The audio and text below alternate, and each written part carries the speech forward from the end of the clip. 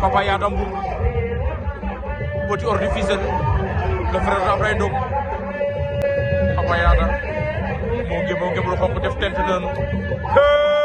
Petit Ordi plaqué na ko ñu rëb jogaat nañu sol logo kadi Petit Ordi ñaari jinne yi daje noonu ñaari ndaanaan ñaari bërekat maa la ko wax ay naataango lañu dañoo war a bëre arbitre bay leen ñu bëre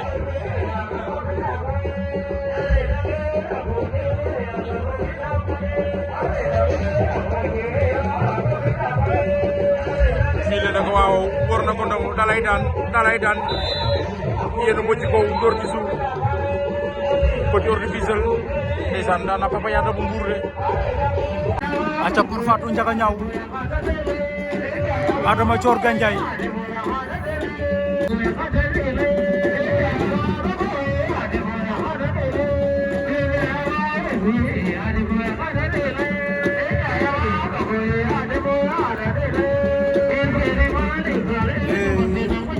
Kor Fatou koy filé Ada ngay bañ ndeysaan technicien Ada bëtt na ko léegi mboot yaa ilay la Adama Thior Gandiaye Adama Thior daan na Kor Fatou Adama Thior daan na Kor Fatou Sele Thiadiaye adversaire ba Sele war nañ ko ndombo door nañ ko suuf waaw mooy Bambey la ndeysaan wala Ngunjaan moom moo daan Sele Thiadiaye noonu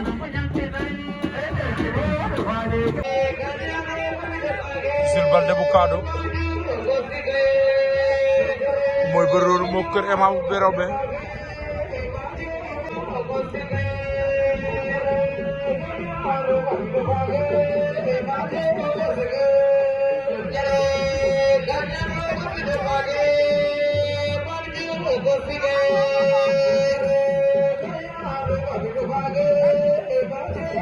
waaw day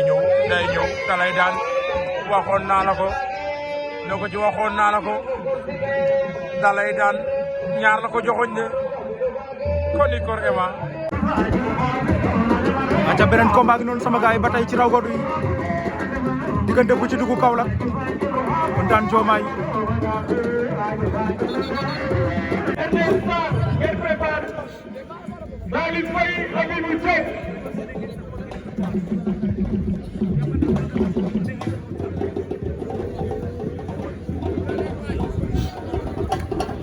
bu ci dugg daan Diomaye arbitre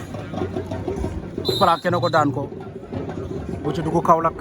tànn daan Diomaye aca le lion bu Kër Mbar wala Kër Mbagne Diop ak adversaire am le lion ak adversaire ba ko ndeysaan waaja daan na le lion aca Toubacouta Junior wala Toubacouta bu Kawil ak Mamba bu Pikine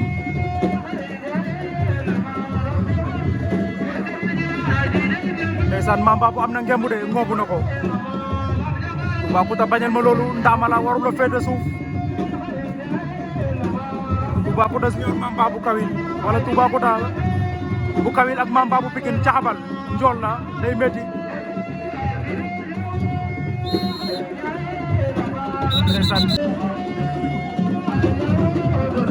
ndeysaan Toubacouta Junior Kawil Mamba bu Pikine moo ngi koy zongale Toubacouta génn na ko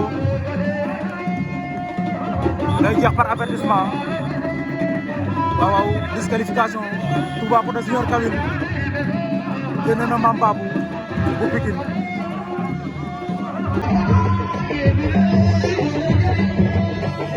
waaw Radiakhé Ndiosmone Fodé Mbissane Moussa Daw Hôtel Modou Darou Bitène alias Daw Duru la neex na dama de waaw dafa jooro la ngok moom tamit ñëw na ndeysaan El Piti ndax ma seede si dañoo jor kani Piti ndeysaan ndax ma seede Ndaw Duro ngok capitaine alias Bandigué Fodé Mbissane kani El Piti waaw El Hadj Diouf ñoo jor ital jël ma teg wante ba nee naa la poids léger day neex El Pichi nee na ko xanaa gisoon na ma am doole kon El Pichi Siteu bu Saloum moom B52 Thiadiaye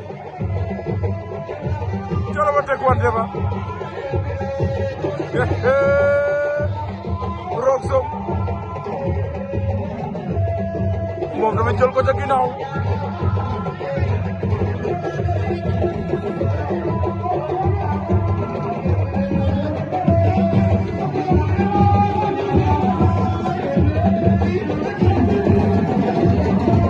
kon ni ñoom jëloo ma teg wante boobu Roog Som El Pichi kon yi poids léger Saasay bu Njogoon tamit bu nga ca Saasay Njogoon ñëw na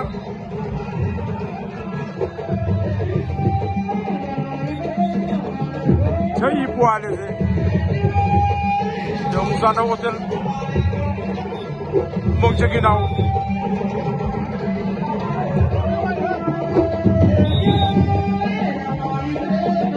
Mansour Tine Tawis di Top Ñaaxar tamit mu ngi doon de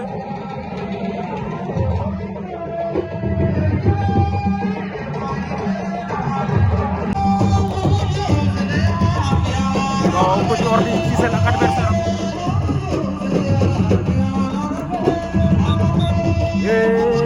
Boy Ba jàpp na tànk ba de ndeysaan Petit Ordi bu Fissel le frère de Laye Ndong Fissel ak adversaire am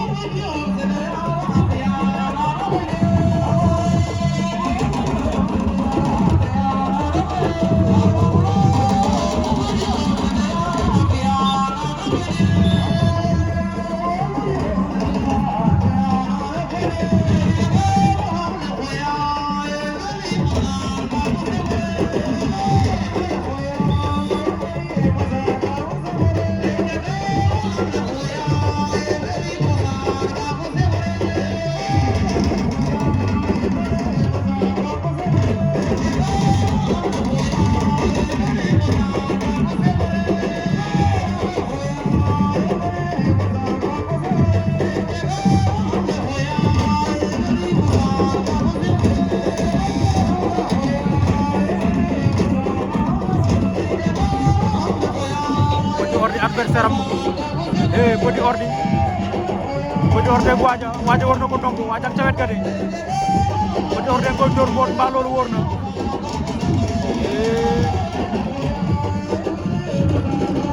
waaye Adama Coor Gandiaye waaja dóor na ko mboot ndeysaan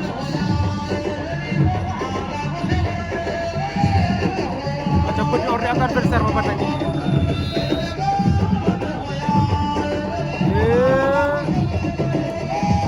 waaja daan na Petit Ordi de bu kan la ci gaay ndeysaan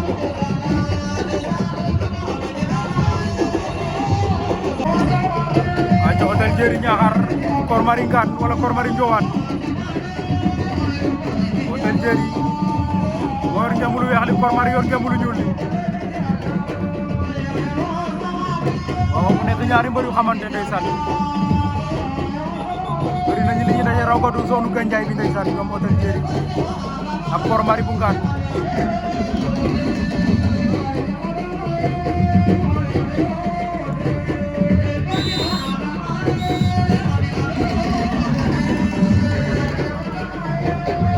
bu ci dugg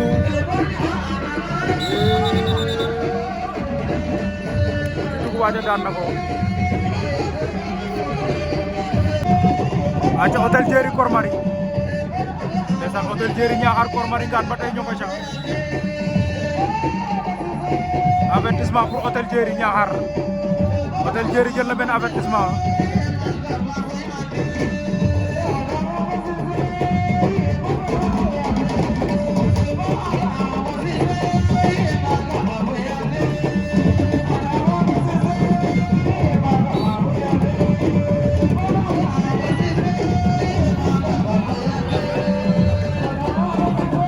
Hôtel Diéry Mari fàq na ko léegi de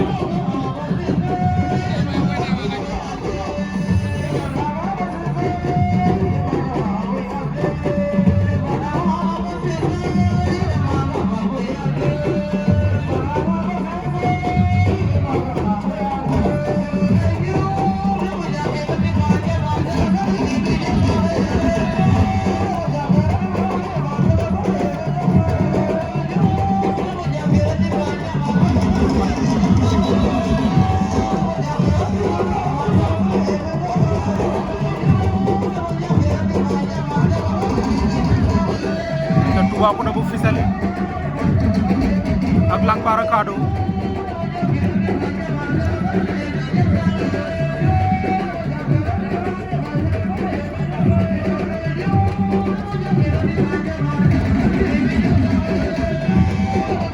waaye beneen combat ba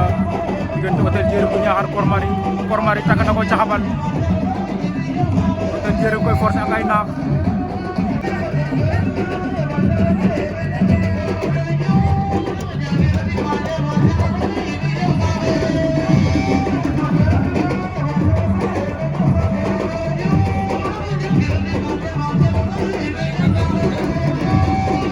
Hôtel Diéré Kor Mari arbitre Hôtel Diéré war na ko ndombo Hôtel Diéré Niakhar war na Kor Mari ndombo bay na ko dóor ko ci suuf ndeysaan Hôtel Diéré Niakhar daan na Kor Mari ñaari nga muy ñuul lañ yor Ngoné Assane Dionewar ndeysaan Assane a ngi yëngal lambu ji de Ngoné Cheikh Ndong Cheikh Djilas ndeysaan poids léger yaa nga yëngal lambu ba de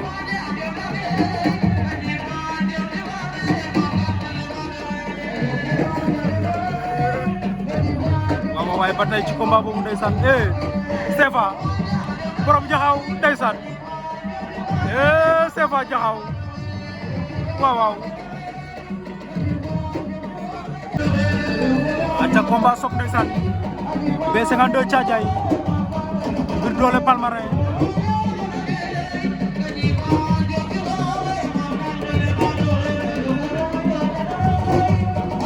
B52 moo ñëwoon ginnaaw noonu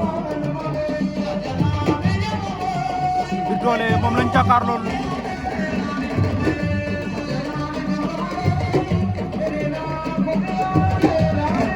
ndeysaan combat boobu du neex de ñaari naataango la ñay ndaana lañu Sefa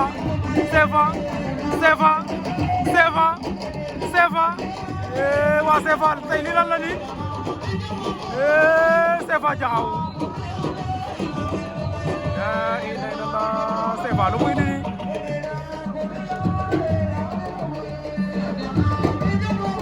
Mbir Doole B52 jël na tànk ba caxabalam déet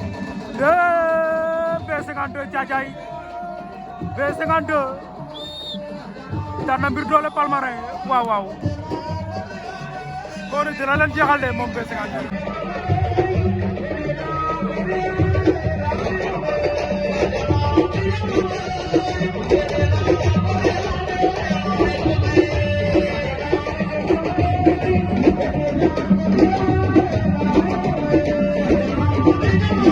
Langbar waaw cey bi combat waaw vraiment jël na avertissement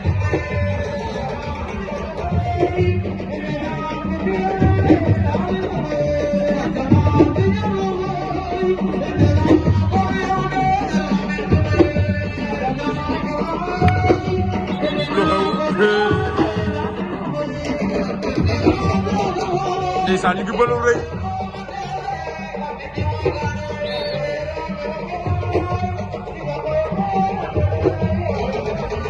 vraiment belo bi Lang Barakaado nee naa la ñaar ñi doon lay jooy si ñoom waaye du bëre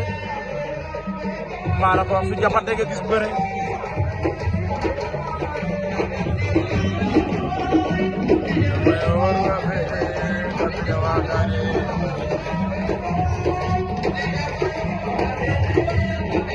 waaw Amath Dione jël na ko bettu na Lang Bar moytu Lang Bar mbóot la Langbar doole ala Modou Lo luy xew jeex na wala arbitre nee na jeex na Langbar ak Kado daan na Kër Emal arbitre wax de nee nga def nga 4 appuis am na. aca top c'est parti première demi-finale raw gadu baa ngi noonu ndeysaan Alassane Ngom Niakhar Assane Dionewar Alassane Ngom Assane Dionewar Assane moo ñëwoon ginnaaw yor ngeen lu ñuul li Alassane moo yor Lagos bi demi-finale raw gadu yaa nekk noonu ndeysaan 1500 000 de francs CFA beneen demi-finale bi B52 bu Thiadiaye Langbar ak Kado waaye Alassane ak Assane Dionewar ñoo nga ca Assane a ngi koy xaar arbitre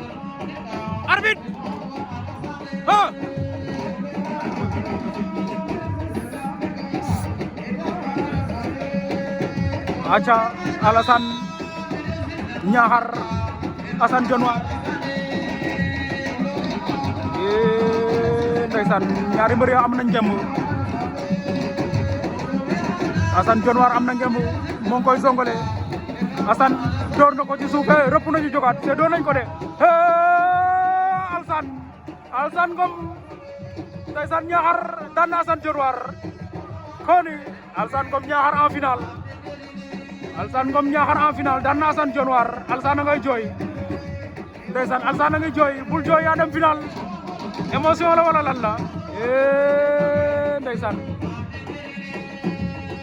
waaw deuxième demi-finale B52 Thiadiaye Langbar ak Kado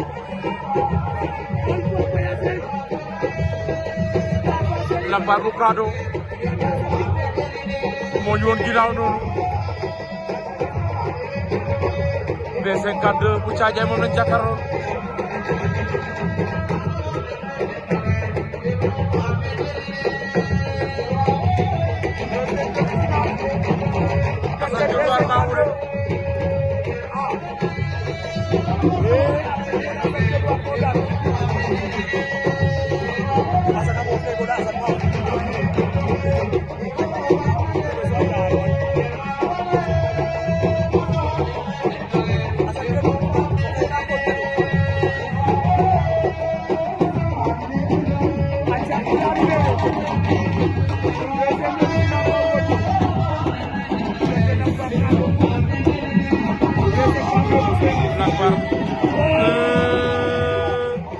B52 daan na Langbar B52 daan na Langbar bu Kado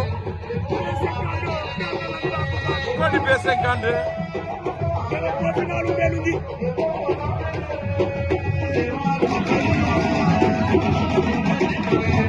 lu xew Langbar comprendre daa mel daa glissé de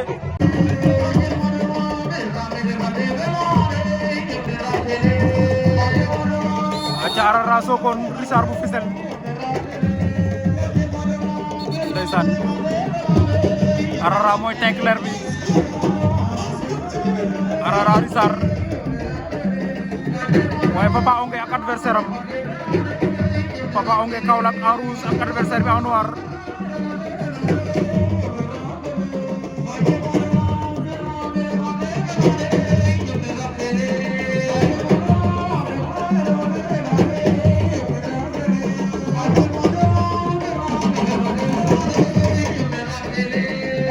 Arara ak Richard Arara yaa ngi bëre boy bu wow Richard bi neexul mbir de arbitre Arara Richard Arara ak ca wet ga Richard Arara koni la face de Sokone Arara Sokone daan na Richard bu Fissel waaw vite fait bien fait aca Massour Tine Sok ak Jogo Casamance Massour Tine Sok Niakhar Jogo Casamance ak Joola la de Joola ci biir séeréer yi ndeysaan moo jumul moom mi daa mel ni mos na finalu la mu Fimelané poids léger xaw ma raw gadu Jogo Massour Tine Sok Niakhar ak Jogo ñoom nag loo ci xamul dañuy woo kongu de kongu la ñuy def te Jogo ak Mansour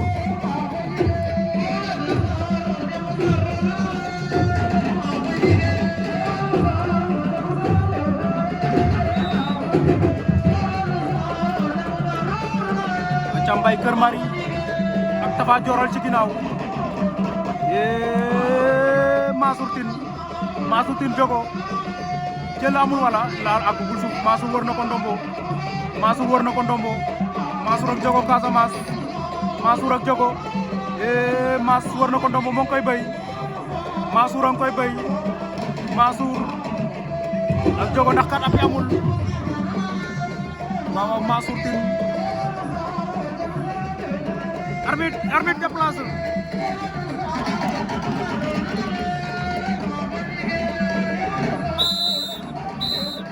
waaw Mansour Tine ak Jogo ba tey ñoŋ sa ndeysaan loolu daanu leen dañu am résistance il est résistance a Jogo 3 appuis la def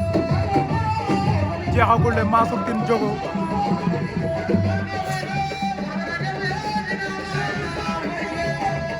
ndeysaan Mansour Tine Jogo Casamance waaw Mansour Tine daan na Jogo bu Casamance Mansour Tine daan na ko waaw premier combat Monument Ndianda waaw Kabou Samba Diallo moo gëm lu noonu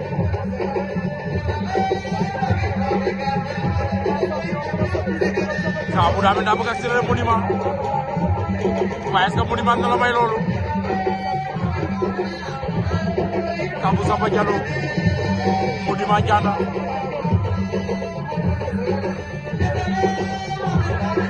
Kabou bañal loolu waaw da lay daan na ko daan na la loolu boo rab na daa xam ne naka gañ tere soo ko bëggee daan aca Batara Simal ak adversaire am waaw Batara Simal El Hadj Diouf ñoo jor itel mobile ci ginnaaw Batara fàq na ko doole doxul jàmm Batara daan na ko Batara Simal daan na adversaire ba Batara daan na ko waaye ndeysaan dafa crampe wala point de côté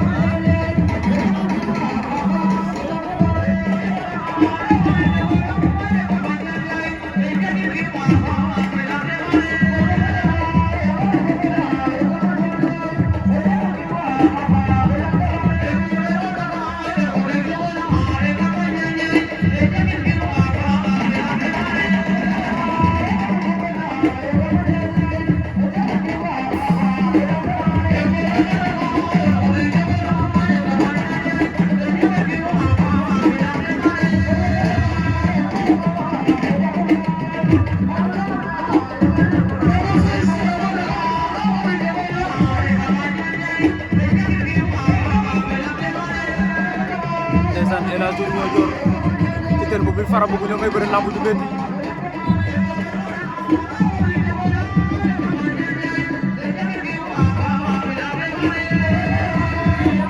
ko koy door tam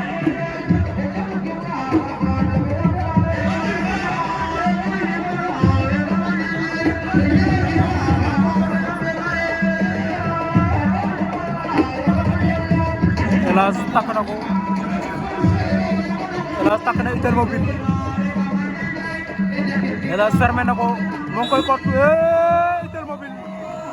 itel mobile fara bu daan na El Hadj Diouf ñoo jor itel mobile daan na El Hadj Diouf nee na daf leen di dàq de waaw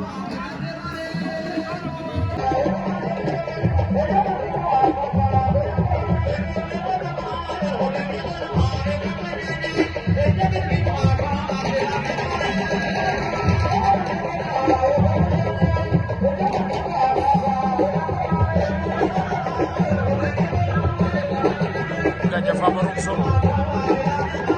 li des ci temps bi bëreetul est-ce que jeexoo sax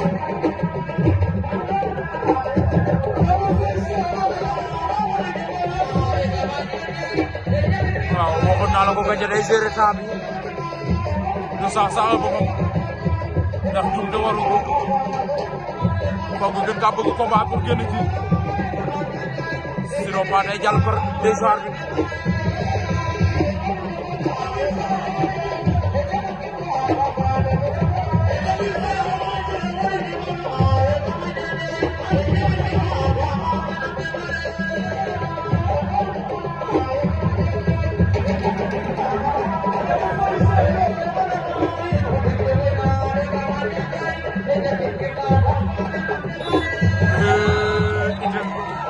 Itel mobile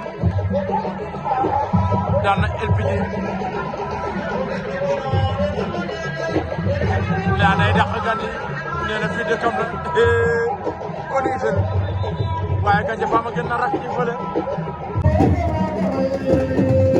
aca premier combat 30 bu Koundam 30 borom Koundam am na combat waaw 30 bu Koundam ak adversaire am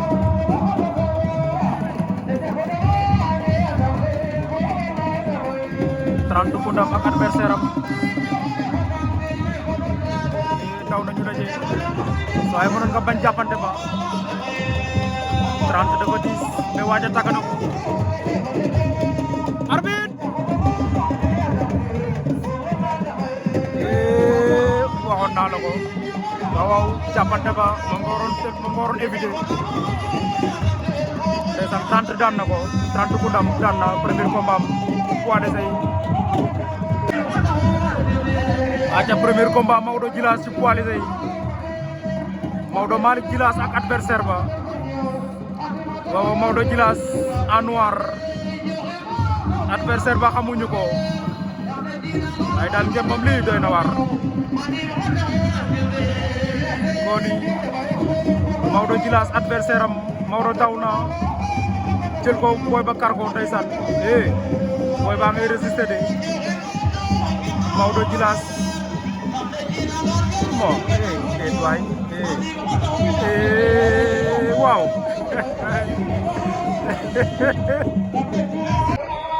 gaal gi avertissement c'est avertissement ñoom ñaar ku ne jël na avertissement arone bëri leen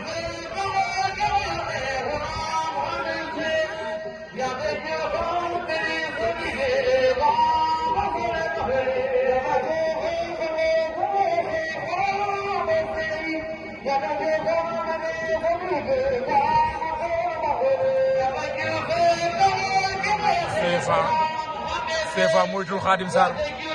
moytul ma Khadim Sarr daa mën a bëre ne ngay taxee noonu de yoma dara gaa yi kam yàlla jur ka mine zoni ka moso aba wele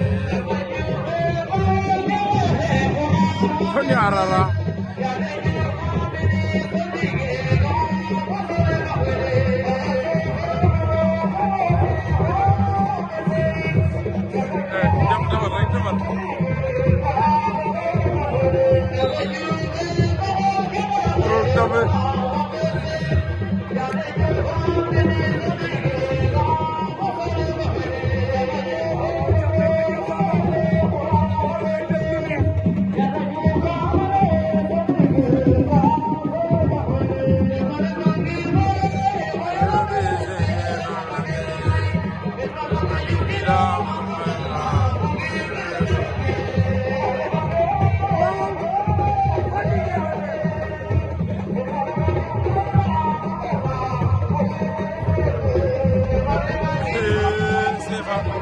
daan na ko doona doxul jàmm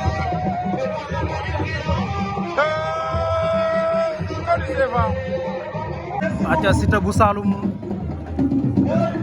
Babou Keita Ndiafate waaw ñaari combat yi ñoo des beneen combat bi Ngourbane ne ak adversaire am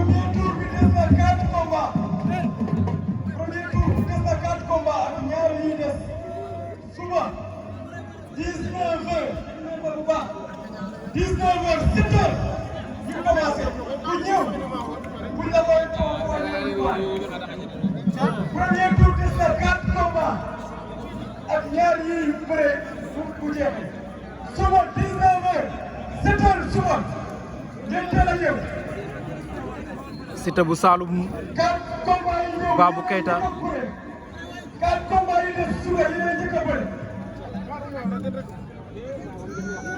suba 19h di commencé combat yi. waaw waaw 19h amul dara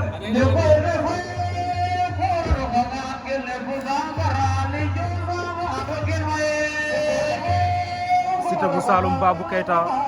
Ngour Bané ak adversaire am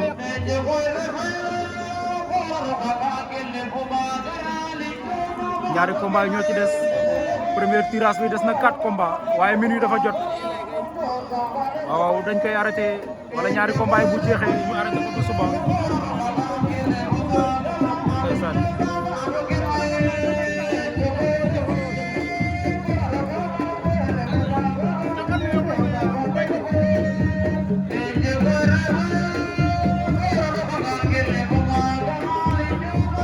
Siteu bu Saloum Babou Keita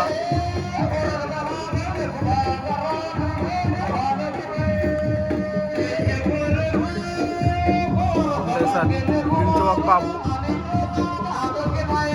diggante Ndiafat ak Passy Siteu bu Saloum waa Passy la Babou Keita Ndiafat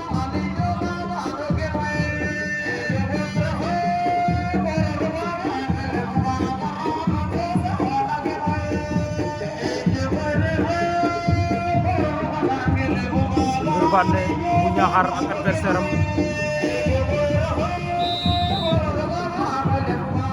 waaw combat boobu temps ba jeex na Babou Keita Ndiafat Siteu bu Saloum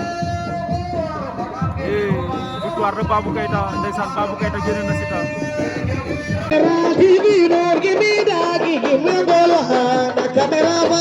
Camera